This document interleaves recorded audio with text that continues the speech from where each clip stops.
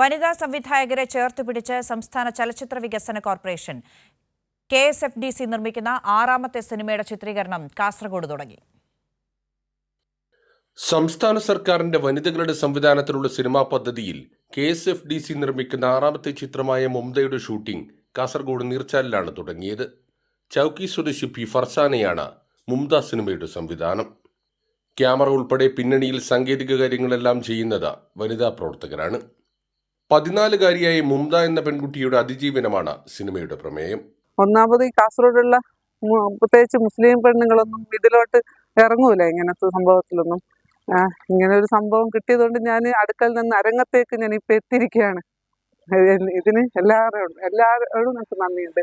കാരണം KSFDC എനിക്ക് തന്ന ക്രൂസും വുമൻസ് ക്രൂസും ഇവരെ ഗ്രൂപ്പാണ് എനിക്ക് തന്നിട്ടുള്ളത്. ഈ എൻ്റെ ഗ്രൂപ്പിനോട് എനിക്ക് നന്ദിയുണ്ട്.